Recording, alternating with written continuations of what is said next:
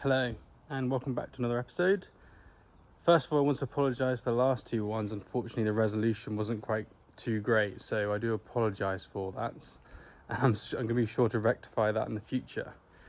Now, in my last couple of episodes, I've been looking on the front, and I guess I want to give you a bit of an update on where we're currently at today.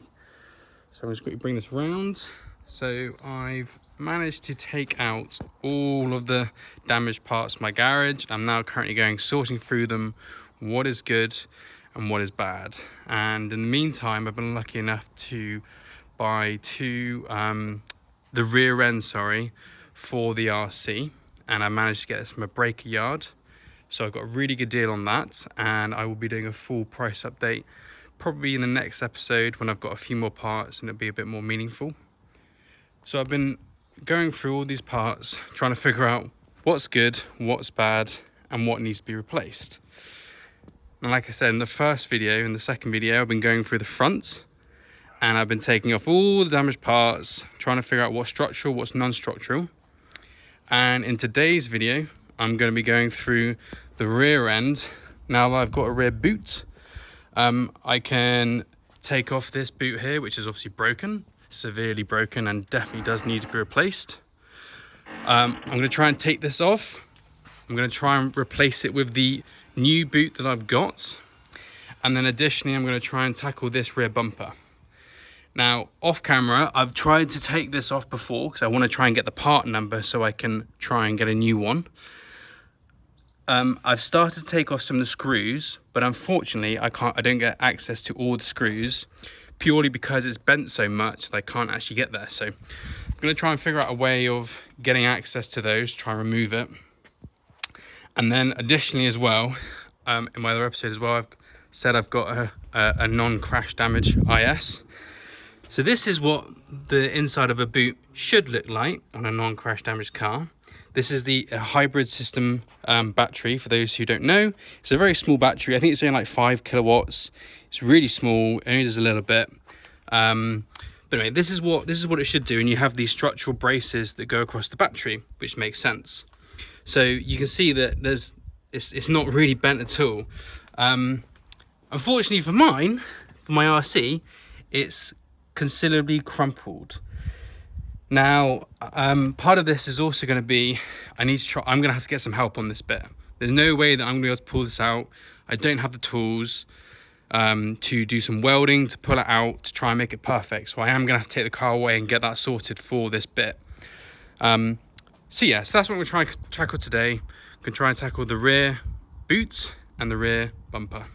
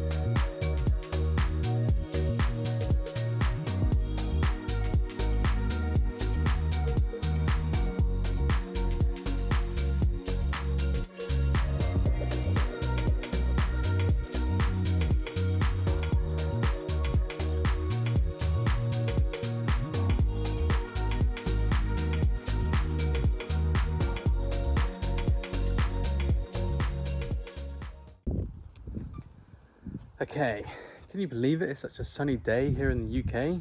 It's like the first of the whole summer. Anyway, so as you've just seen, we've managed to put the new boot on the car. Overall, not too bad. One thing that I did think that was quite hilarious, to save time and effort, I guess, figuring out how to get rid of all the wiring loom for the boot, they just decided to cut it, which is fine. At least I know where all the plugs go when I need to put them back on. So yeah, completely new, well, second-hand new boot. It needs a little bit of WD-40 because it's a little bit, yeah, cranky. Wasn't too tricky to put back on and off, not too tricky at all. So, okay, the news, has this worked? So on the left-hand side, we've got a pretty good, and this probably can be adjusted a little bit more, and obviously it's not shut, so this is a pretty good line in my opinion. It probably does need a little bit more, if I'm brutally honest, to kind of really get along and get a nice line up against the panels. And then on the other side, we're pretty good as well. Not any real big bits of concern here. Now the concern that I do now have though, unfortunately, is I cannot shut the boots because the latch position is currently wrong. So what that really says is that this has been pushed a decent amount now, and the damage to the back has been done by a decent amount, to the point that the latch is been moved forward. The latch should probably be about here, and it's moved forward to here. So yeah, this really needs to go to the body shop to get sorted out. There's no way I'm going to be able to do that, unfortunately. But I'll be able to share the progress once that has come out.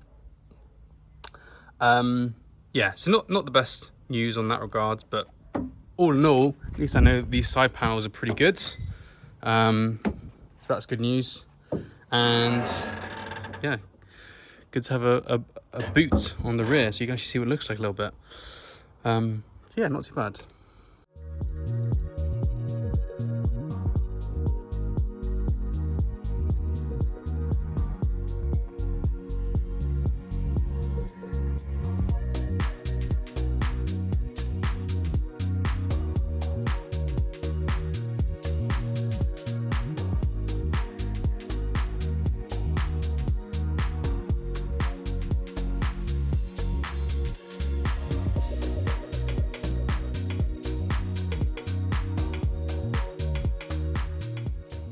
So unfortunately, I'm a little bit stuck on the rear now.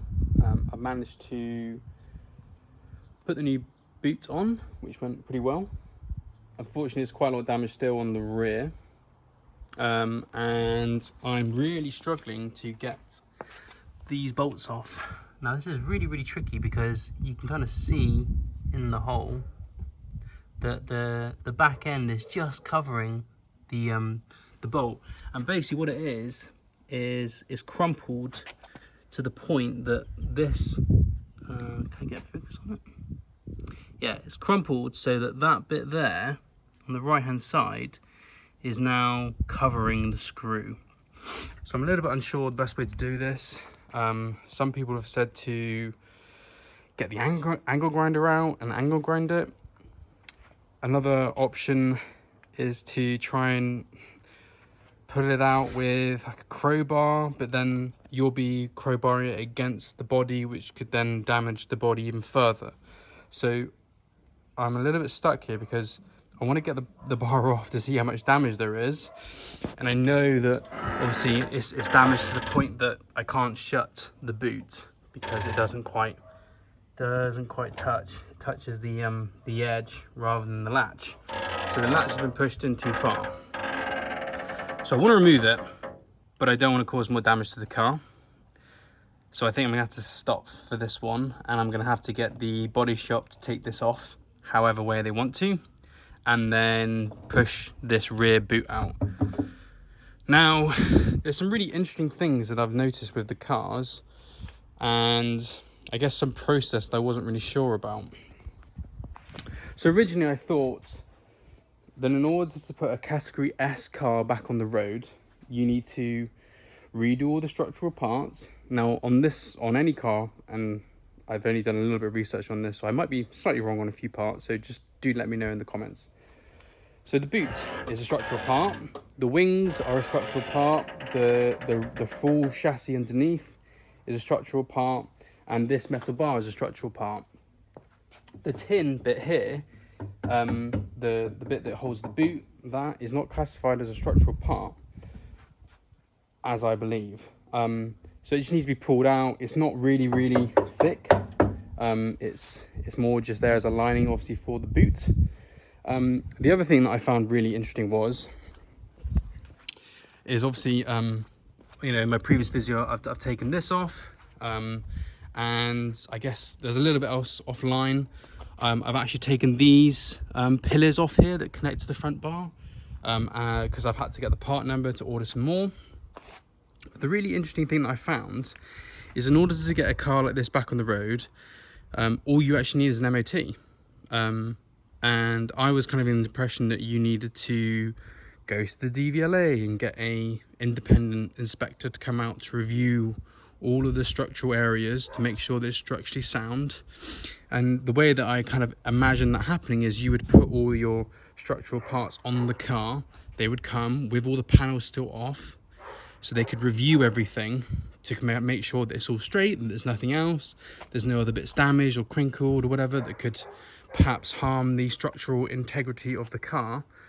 But yeah, you don't need to do that, as I understand. Now, I've looked at many forums, and no one's kind of said exactly what you need to do, but from what I gather, it's just an MOT. Now, as this is my first one, I shall be getting an independent inspector to come out to look at this. I'm going to be driving it for a period of time. I want to be safe and comfortable driving it myself. Then when I want to sell it to someone else, I want to give them a report to say that it's been independently looked at, to say that, you know, it's all structurally sound, it's good to go. I'm also going to get MOT'd and serviced at Lexus to make sure the hybrid battery is good, to make sure there's no other kind of niggly bits that need to be fixed. So I will probably go above and beyond perhaps what some other people might want to do, in order to get this car looking good again. So anyway, I think that's all I got time for today. I do appreciate this is a shorter video, and I do apologize for that.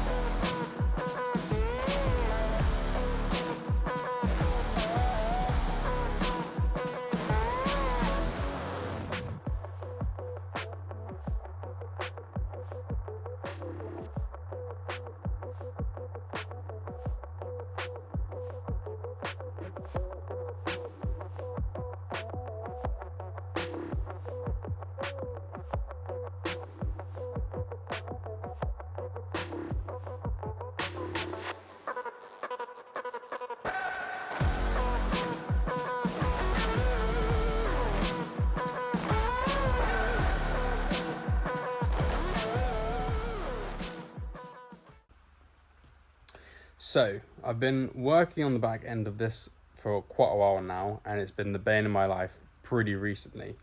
The last nights after work, on the weekends, I've been trying to get this rear crash bar off my car, and it's been pretty horrific, and I'm going to show you exactly why. So this is my angle grinder. It's quite a small one, and unfortunately I've snapped like 2 or 3 blades now. Anyway, we won't talk about that. But you can see this is obviously the crash bar, and you have screws, which is, you know, this is where it's mounted into. Okay, so you got 2 on this side, 2 on the inside down there. So the ones on the inside are relatively okay.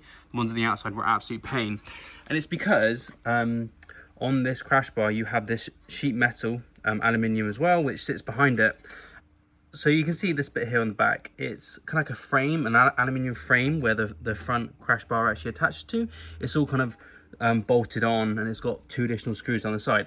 Anyway, the problem that we have is that these lines here have crumpled to the point that they covered the bolts for the actual main crash bar, so you can't get access to it.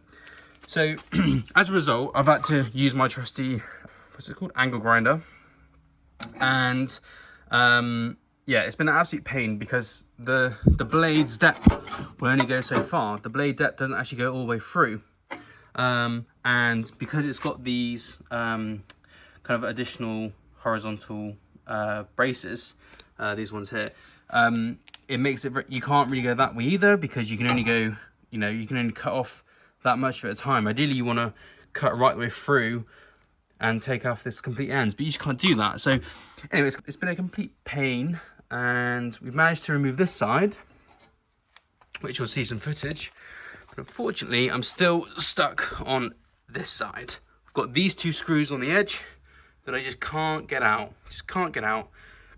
And unfortunately, the main crash bar is way too close to the body that you just can't get anywhere near it. So I've tried to cut around it. I've tried to do this, tried to do that. I just can't get anywhere near it. So it's been a real proper pain to try and get this off. And I'm sure that if someone had some better tools or more adequate tools, they might be able to do it a lot faster than I can. But a workman never blames his tools until he buys some more. So I've actually just bought, it's called a Dremel. It's a very small, basically, angle grinder. So I'm going to try and give this a go and see if I can get access to the screws.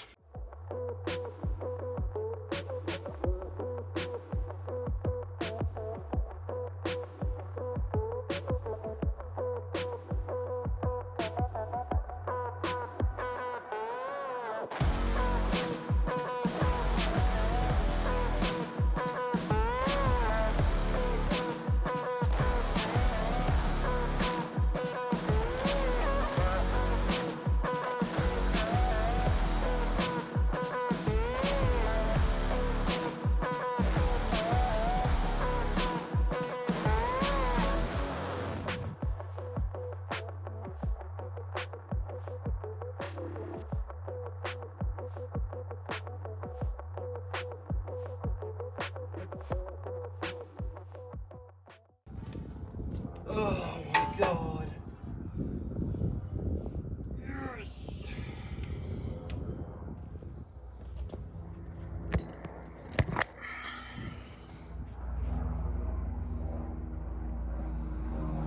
It's finally off.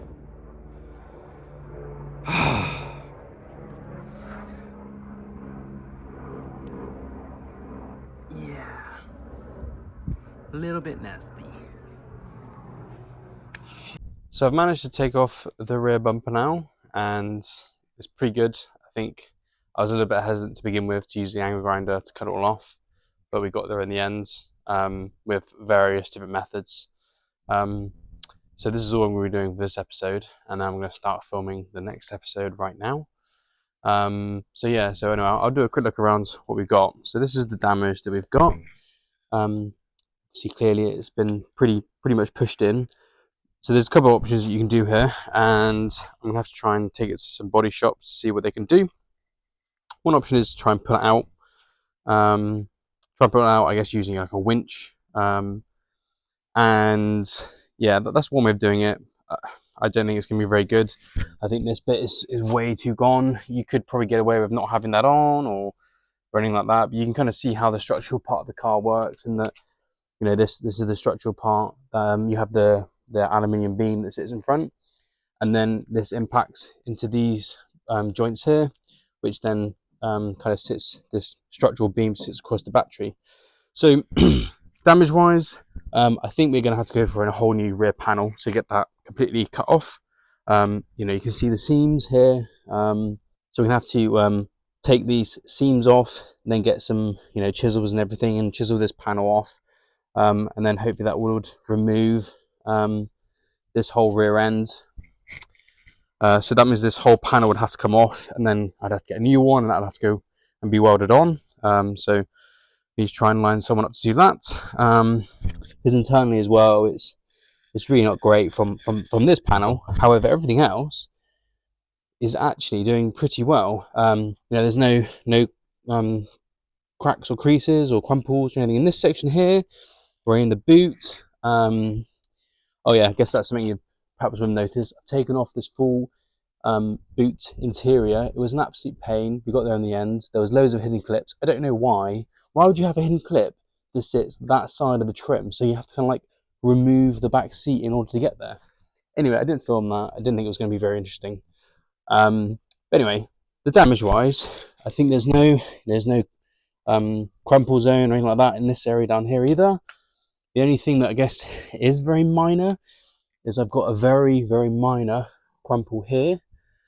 But that is so small, like so tiny. And that's perhaps where just this part of the brace is pushed back. Anyway, I don't think we're going to do anything about that. I think that's so minor that it's not really going to make too much of a difference. So apart from that, everything's okay. I think I did also, just for good measure, take off the rear floor panel trim bit, so you can kind of see that underneath there is no crumpling underneath the battery either. So all this is pretty much straight. There's nothing really wrong with it. We've got a bit of damage obviously to this rear piece here, but apart from that, I think it's absolutely fine. So a strategy now is to get all this off, take it to a body shop, or the body shop would do all that, take it off, put a new one on, and then get everything painted. So yeah, rear end looking okay. I've got to sort out the wiring. I've got to transfer the lights over to this one from my previous one, as the lights still work. But overall it's looking pretty good. 1 second. Yeah, so like the panel gap seems, it probably needs a little bit of adjustment, but generally it seems relatively okay. So yeah, I think I'm okay with that. Anyway, thanks for watching this episode. I hope you enjoyed it. Please do like and subscribe and hit the comment section down below if you've got anything you want to add. But apart from that, I hope you guys have a nice rest of the day, and thank you very much.